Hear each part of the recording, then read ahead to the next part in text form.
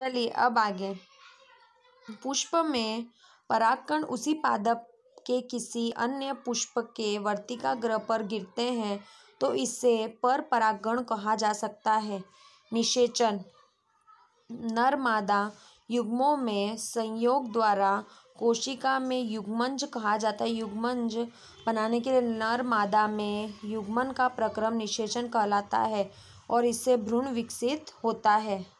चलिए 12.3 बीज का विकार। निषेचन के पश्चात अंडाशय में फल में विकसित हो जाते हैं और अन्य भाग में मुरझा कर गिर जाते हैं। परिपक्वता को जानने के लिए अंडाशय फल के रूप में विकसित हो जाता है। बीजांड से बीज विकसित होकर एक भ्रूण सुरक्षात्मक बीजावरण के अंदर रहता है और कुछ फल गूदेदार रसीले होते हैं जैसे आम, सेब, संतरा, और कुछ फल कठोर होते हैं जैसे कि अखरोट, बादाम, है ना। आप जानते हो कि कौन से नरम होते हैं और कौन से। बीज प्रकीर्णन प्रकृति में ही एक प्रकार के पादप विभिन्न स्थानों पर पाए जाते हैं जिससे हम विभिन्न स्थानों पे प्रकीर्णन के कारण कभी कभी हम वन अथवा खेत फिर उद्यान में चहलकदमी करते हैं और समय आपको अपने वस्त्र पर फलों के बीज चिपकते हुए दिखाई देते हैं। क्या आपने कभी यह जानने का प्रयास किया कि यह बीज आपके वस्त्र पर किस तरीके से चिपकते हैं?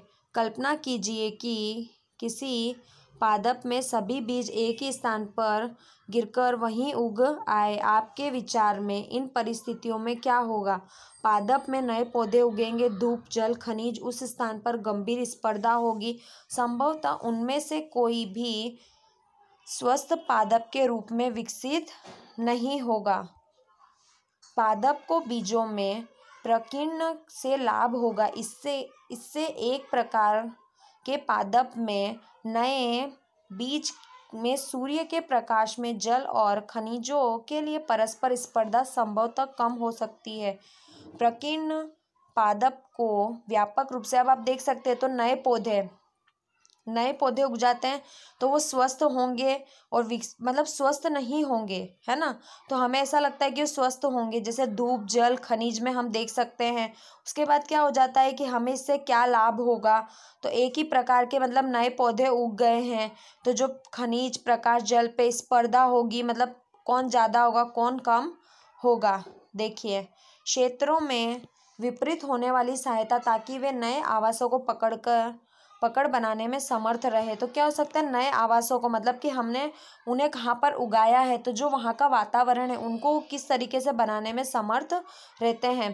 प्रकृति में पादप के फलों और बीजों में प्रकीर्णन पवन जल जंतुओं द्वारा सेहीजन द्वारा द्विफल जैसे पादप में पंखयुक्त बीज जो ए और बी में घासों के हल्के बीज अथवा आंख, रोमयुक्त सूरजमुखी, रोमयुक्त फल पवन के साथ उड़कर सुदूर स्थानों पर चले जाते हैं। कुछ बीज जल द्वारा प्रकीर्णित होकर ऐसे फल जो आवरण में स्पंजी तथा तंतुमय हो जाते हैं ताकि वे तैरते करते हुए एक स्थान से दूसरे स्थान पर आसानी से पहुंच सके। उदाहरण के लिए नारियल। कुछ बीज जंतुओं द्वारा प्रकीर्णित होकर विशेष रूप से कांटेदार बीज जिनमें हुक जैसी संरचनाएं होती है जिससे बीज जंतुओं के शरीर से चिपक जाते हैं और दूर स्थान तक ले जाते हैं। तो कुछ क्या बहुत ज़्यादा हल्के बीज होते हैं तो जो उड़कर पहुंच जाते हैं एक जगह से दूसरे।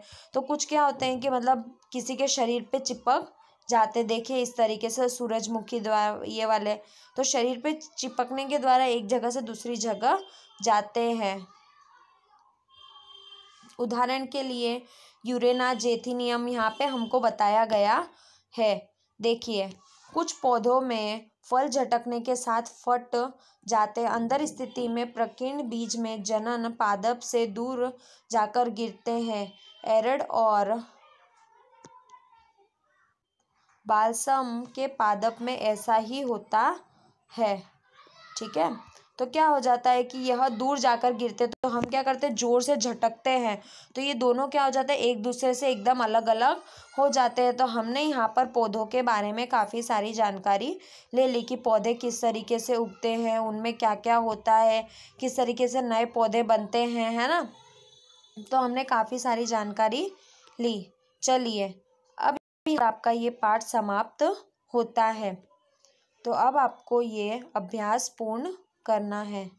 ठीक है, यहाँ पर समाप्त होता है। धन्यवाद।